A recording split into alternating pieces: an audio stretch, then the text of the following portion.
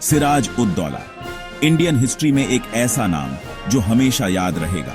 वो बंगाल के आखिरी आजाद नवाब थे। उनका राज्य छोटा और उथल पुथल वाला था। उनका अंत दुखद था। लेकिन सिराज की कहानी सिर्फ हार की नहीं है। यह कहानी है हिम्मत की, मुश्किलों के खिलाफ डटकर खड़े रहने की।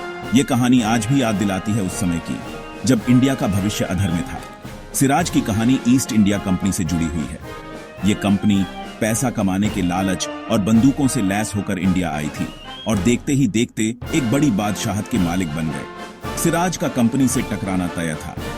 इसी टकराव ने बंगाल का और आखिरकार पूरे इंडिया का भविष्य तय किया। सिराज की कहानी एक दुखद कहानी है, लालच, धोखे और सत्ता की भूख की एक कहानी। लेकिन यह एक ऐसी बादशाह की कहानी भी है जिसने एक बड़ी सल्तनत को चुनौती देने की हिम्मत दिखाई और ऐसा करके वो अंग्रेजों के खिलाफ बगावत की एक मिसाल बन गए। मुर्शिदाबाद शहर अपनी भीड़ भाड़ वाली गलियों और खूबसूरत महलों के साथ सिराज उद दौला के बचपन का गवाह रहा। 1733 में पैदा हुए वो बंगाल के शक्तिशाली नवाब अलीवर्दी खान के पोते थे। उनका बचपन मुगल दरबार की चकाचौंध और राजनीति के बीच बीता। सिराज की परवरिश एक शहजादे की तरह हुई। उन्हें शाही तालीम मिली, युद्ध और राजकाज की कला सिखाई गई। वो तलवारबाजी में माहिर थे और अपनी तेज दिमाग और शायरी के शौक के लिए जाने जाते थे। लेकिन इस शाही जीवन के नीचे एक तूफान उठ रहा था। मुगल साम्राज्य टूट रहा था। छोटे छोटे राज्यों में सत्ता के लिए लड़ाई चल रही थी। ईस्ट इंडिया कंपनी अपने बढ़ते हुए दबदबे के साथ बंगाल पर अपनी परछाई डाल रही थी। जल्द ही युवा राजकुमार सिराज को इस उथल पुथल में धकेल दिया जाएगा। उनका और बंगाल का भविष्य युद्ध के मैदान में तय होना था। सिराज की कहानी हमें याद दिलाती है कि इतिहास सिर्फ तारीखों और घटनाओं का संग्रह नहीं है। यह लोगों के जीवन, उनके फैसलों, उनकी महत्वाकांक्षाओं और उनकी किस्मत से बुनी हुई एक कहानी है। अलीवर्दी खान, सिराज के दादा, एक बहुत ही ताकतवर बादशाह थे। एक चतुर रणनीतिज और सख्त प्रशासक।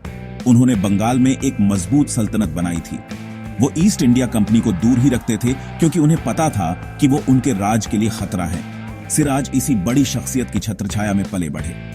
उन्होंने अलीवर्दी के शासन को देखा, राजकाज और कूटनीति के दांव पेच सीखे। लेकिन उन्होंने ईस्ट इंडिया कंपनी की बढ़ती ताकत भी देखी। उनका प्रभाव धीरे धीरे बंगाल को घेर रहा था, जैसे कोई लता पेड़ पर चढ़ती जाती है। अलीवर्दी ने आने वाले खतरे को भांपते हुए सिराज को कंपनी की महत्वाकांक्षाओं के बारे में आगाह किया। उन्होंने अपने पोते को कंपनी की चालों से सावधान रहने और उनकी ताकत को कम आंकने से बचने की सलाह दी। ये सबक सिराज हमेशा याद रखेंगे। 1756 में अलीवर्दी की मौत ने बंगाल में सत्ता का खालीपन पैदा कर दिया। सिराज सिर्फ 23 साल की उम्र में गद्दी पर बैठे। उन्हें एक अमीर और खुशहाल राज्य मिला, लेकिन अंदरूनी कलह और बाहरी खतरों से घिरा हुआ। वो अनुभवहीन थे और दुश्मनों से घिरे हुए थे। सिराज उद दौला के गद्दी पर बैठने के बाद उनके अपने दरबार के लोगों ने ही चुनौतियां खड़ी कर दी।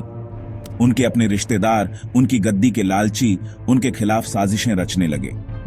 घसीटी बेगम, उनकी मौसी, अपने बेटे के लिए गद्दी चाहती थी। मीर जाफर, एक ताकतवर सेनापति, खुद भी गद्दी का सपना देख रहा था। अपनी कम उम्र के बावजूद सिराज ने एक ऐसा दृढ़ निश्चय दिखाया जिसने कई लोगों को चौंका दिया। उन्होंने अपनी शक्ति को मजबूत करने के लिए तेजी से काम किया, विद्रोहों को दबाया और अपने विरोधियों को मात दी। वो समझते थे कि अपनी गद्दी को सुरक्षित करने के लिए उन्हें सबसे बड़े खतरे ईस्ट इंडिया कंपनी का सामना करना होगा। कंपनी अपने बढ़ते प्रभाव के कारण अपने व्यापारिक अधिकारों का गलत इस्तेमाल करने लगी थी। वे बिना इजाजत अपनी बस्तियां मजबूत कर रहे थे और अवैध व्यापार में लगे हुए थे, जिससे नवाब के अधिकार कमजोर हो रहे थे। सिराज ने अपनी सत्ता दिखाने के लिए उन्हें यह सब बंद करने का हुक्म दिया। कंपनी, जो अपनी मनमानी करने की आदी थी, ने मानने से इनकार कर दिया। वे सिराज को अपनी महत्वाकांक्षाओं में एक रुकावट मानते थे, एक युवा शासक जिसे सबक सिखाने की जरूरत थी। अब एक टकराव होना तय था, एक ऐसी लड़ाई जो बंगाल का भविष्य तय करेगी। सिराज के राज में कई चुनौतियां आईं, लेकिन उन्होंने उनका सामना हिम्मत और दृढ़ता से किया। भाग 5, कंपनी की पकड़ मजबूत होती है। East India company Robert Clive, एक क्रूर और महत्वाकांक्षी आदमी के नेतृत्व में सिराज की बगावत को बर्दाश्त नहीं कर पाई। उन्होंने इसे अपने फायदे के लिए एक मौके के रूप में देखा। कंपनी अपनी निजी सेना और बेहतर हथियारों के साथ जीत के लिए आश्वस्त थी। कंपनी ने बंगाल के अंदरूनी मामलों में दखल देना शुरू कर दिया। उन्होंने सिराज के दुश्मनों से गठबंधन किया, उन्हें समर्थन के बदले में सत्ता और धन का वादा किया। मीर जाफर कंपनी के वादों से लालच में आकर सिराज को धोखा देने के लिए तैयार हो गया। धोखे का मंच तैयार था। सिराज कंपनी की चालों को जानते हुए अंग्रेजों को कलकत्ता की किलेबंदी रोकने का आदेश दिया। जब उन्होंने उनके आदेशों को नजरअंदाज किया तो उन्होंने शहर पर हमला किया और जून 1756 में उसे जीत लिया। यह घटना हालांकि सिराज के लिए एक जीत थी, लेकिन इसके गंभीर परिणाम होंगे। कंपनी ने इस घटना को एक बहाने के रूप में इस्तेमाल किया और बंगाल पर पूरी तरह से हमला कर दिया। सिराज अपने ही सेनापति द्वारा धोखा दिए जाने के बाद प्लासी के मैदान पर कंपनी की सेना का सामना किया। कंपनी की धोखेबाजी और महत्वाकांक्षा की कोई सीमा नहीं थी और वे अपने लक्ष्यों को हासिल करने के लिए किसी भी हद तक जाने के लिए तैयार थे। भाग 6, काला कोठरी, सबसे अंधेरा समय। सिराज उद दौला की सेना द्वारा कलकत्ता पर कब्जा करने के बाद कलकत्ता की काला कोठरी एक काला धब्बा बन गई। जून की एक रात की उमस भरी गर्मी में ब्रिटिश कैदियों को एक छोटी कोठरी में बंद कर दिया गया। दम घुटने से कई लोग मर गए। इस घटना को ईस्ट इंडिया कंपनी ने सिराज को बदनाम करने के लिए इस्तेमाल किया। यह एक नारा बन गया जिसने उनके गुस्से और बदले की प्यास को भड़का दिया। कलकत्ता का काला कोठरी ब्रिटिश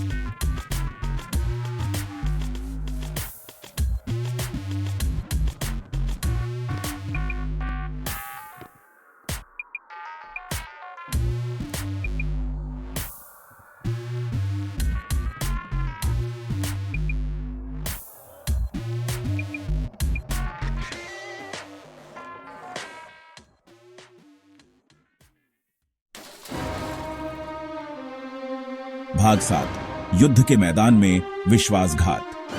23 जून 1757 को लड़ा गया प्लासी का युद्ध बंगाल के भाग्य का फैसला करेगा। सिराज उद दौला एक विशाल सेना के साथ रॉबर्ट क्लाइव और कंपनी की सेनाओं का सामना कर रहे थे। हालात सिराज के पक्ष में लग रहे थे, लेकिन लगता है कि किस्मत में कुछ और ही लिखा था। मीर जाफर ने क्लाइव के साथ अपने समझौते के अनुसार युद्ध के मैदान में सिराज के साथ विश्वासघात किया। उसने अपनी सेना को रोक लिया, जिससे सिराज की स्थिति कमजोर हो गई और कंपनी की सेना को बढ़त हासिल हो गई। विश्वासघात और धोखे से भरा यह युद्ध सिराज की करारी हार के साथ समाप्त हुआ। प्लासी का युद्ध सिर्फ एक सैन्य हार नहीं थी, यह एक नैतिक पतन था। मीर जाफर, एक ऐसा आदमी जिस पर सिराज ने भरोसा किया था, उसके विश्वासघात ने उनके हौसले को तोड़ दिया।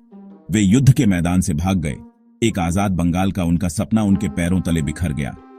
प्लासी के युद्ध ने भारतीय इतिहास में एक महत्वपूर्ण मोड़ लाया। इसने बंगाल में मुगल शासन के अंत की शुरुआत का संकेत दिया और भारत में ब्रिटिश साम्राज्य की स्थापना का मार्ग प्रशस्त किया। उस दुर्भाग्यपूर्ण दिन की घटनाओं के दूरगामी परिणाम हुए, जिसने आने वाली सदियों तक एक राष्ट्र के भाग्य को आकार दिया।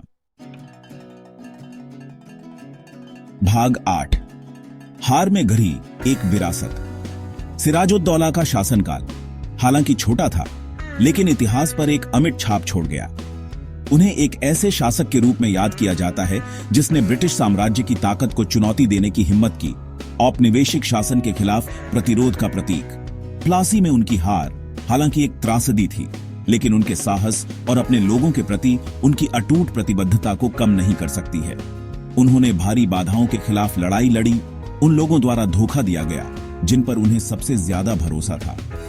उनकी कहानी उपनिवेशवाद की मानवीय कीमत, उत्पीड़न के सामने दिए गए बलिदानों की याद दिलाती है। सिराज की विरासत जटिल है।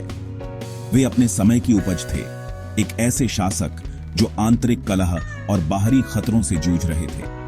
उन्होंने गलतियां की, लेकिन उन्होंने महान साहस और दृढ़ संकल्प के क्षण भी दिखाए। उनकी कहानी एक चेतावनी है, महत्वाकांक्षाओं के खतरों और विपरीत परिस्थितियों में एकता के महत्व की याद दिलाती है। सिराज उद दौला की कहानी भारत और उसके बाहर के लोगों के साथ आज भी गूंजती है। उन्हें एक दुखद नायक के रूप में देखा जाता है, एक ऐसा शासक जिसने अपने लोगों की आजादी के लिए लड़ाई लड़ी। उनकी विरासत अटूट मानवीय भावना, उत्पीड़न का विरोध करने की इच्छा शक्ति और आत्मनिर्णय की लड़ाई का प्रमाण है। भाग 9, सिराज को याद करते हुए। आज जब हम सिराज उद दौला के जीवन और समय को देखते हैं तो हमें इतिहास की जटिलताओं की याद आती है। वे कोई बेदाग नायक नहीं थे, बल्कि एक ऐसे शासक थे जिन्हें असाधारण परिस्थितियों में धकेल दिया गया था। उनकी कहानी महत्वाकांक्षा, विश्वासघात, साहस और अंततः त्रासदी से बुनी गई एक कहानी है। सिराज की स्मृति मुर्शिदाबाद के स्मारकों और खंडहरों में जीवित है, जो एक कभी शक्तिशाली राज्य की भव्यता और पतन की मार्मिक याद दिलाते हैं। उनकी कहानी बार बार सुनाई जाती है, पीढ़ी दर पीढ़ी आगे बढ़ती है, यह सुनिश्चित करते हुए कि उनकी विरासत जीवित रहे। सिराज उद दौला की कहानी हमें साम्राज्यवाद की मानवीय कीमत, आजादी के लिए चल रहे संघर्ष और अतीत से सीखने के महत्व की याद दिलाती है। उनकी विरासत, हालांकि हार से चिह्नित है, प्रेरित करती रहती है, हमें याद दिलाती है कि भारी बाधाओं के बावजूद न्याय और आत्मनिर्णय की लड़ाई लड़ने लायक है। बंगाल के आखिरी नवाब सिराज उद दौला की कहानी एक ऐसी कहानी है जो समय से परे है। यह सत्ता की जटिलताओं, भाग्य की अनिश्चितताओं और विपरीत परिस्थितियों में अटूट मानवीय भावना की कहानी है।